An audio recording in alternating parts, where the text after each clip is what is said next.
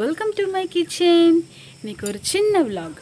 Night dinner ரெசிபிக்கு குதிரவாளி அரிசியில் வெண்பொங்கல் செய்ய போகிறேன். வாங்க எப்படி செய்யுதுன்னு போய் பார்க்கலாம்.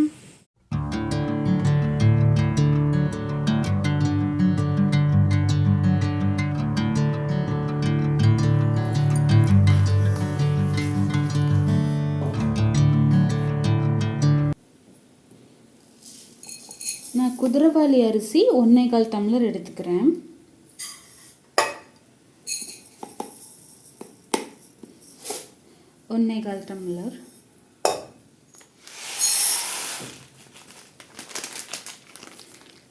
பருப்பு 3/4 டம்ளர் எடுத்திருக்கேன். மொத்தமாக சேர்த்துனா 2 டம்ளர் வர அளவுக்கு நான் எடுத்திருக்கேன்.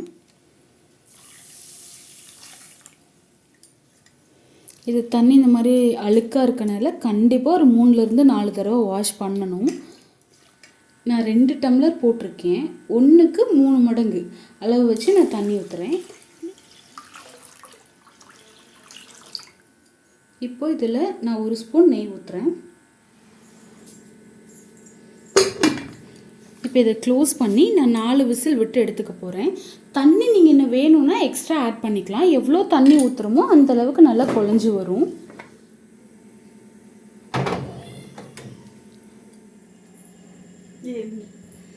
இந்த லிட்டில் லேடி தான் நீங்கள் எனக்கு சமையலுக்கு அசிஸ்டண்ட்டு. எஸ் அம்மி, ஆமாம்.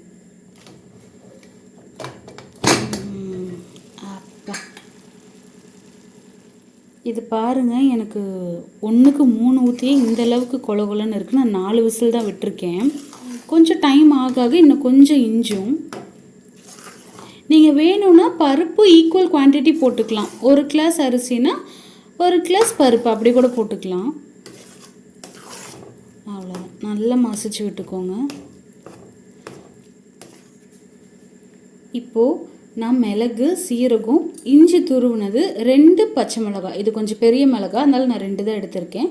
முந்திரி பருப்பு, ஒரு 2 கொத்து கருவேப்பிலை, இதெல்லாம் போட்டு தாளித்து எடுத்து கொட்டிக்கலாம்.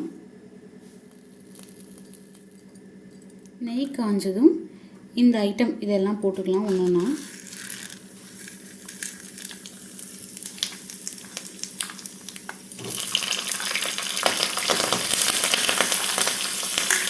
நான் எல்லாமே ஒன்றாவே ஆட் பண்ணிக்கிறேன்.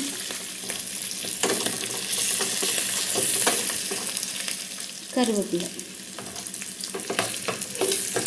பெருங்காயம் கொஞ்சம்,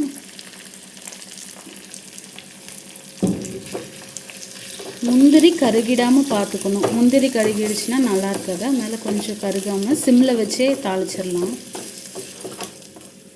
இப்போ இது பார்த்திங்கன்னா தெரியும், மேலேயே இது தாளிக்கிறதுக்குள்ளே கொஞ்சம் நல்லா இஞ்சி இருக்குது.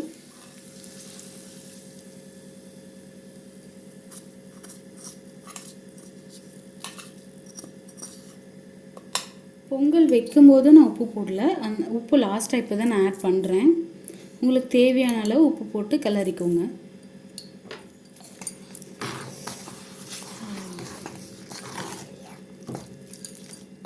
உங்களுக்கு ரொம்ப கொலன்னு இருக்குது, இன்னும் நம்ம இஞ்சணும் அப்படின்னா தாளிக்கும் போது அடுப்பு பற்ற வச்சு சிம்மில் வச்சு தாளிச்சதை கொட்டி ஒரு கலர்னோம் அப்படின்னா கொஞ்சம் கொலன்னு இருக்கிறது இன்னும் கொஞ்சம் இஞ்சிக்கும். இதுதான் பர்ஃபெக்டாக ரெடி ஆயிடுச்சு. உப்பு மட்டும் உங்களுக்கு தேவையான அளவு நீங்கள் பார்த்துக்கோங்க. கடைசியாக கொஞ்சம் நெய். பொங்கல் ரெடி. பொங்கலுக்கு சைட் டிஷ் இப்போ அரைச்ச தேங்காய் சட்னி, அடுத்து காலையில் வச்ச சாம்பார். எப்படி பர்ஃபெக்டாக இருக்கா? ஏதோ எனக்கு தெரிஞ்சது. டடா, பொங்கல் ரெடி. எனக்கு தெரிஞ்சதை செஞ்சுருக்கேன். எனக்கு ஆக்சுவலி இது ரொம்ப பிடிக்கும். நார்மல் வெண்பொங்கல் எப்படி இருக்கோ அதே டேஸ்ட்டில் இது இருக்குது. பச்சரிசியில் செய்கிற மாதிரி அப்படியே இருக்கும். ரொம்ப நல்லாயிருக்கும், உடம்புக்கு ரொம்ப ஹெல்தி. கண்டிப்பாக ட்ரை பண்ணி பாருங்கள்.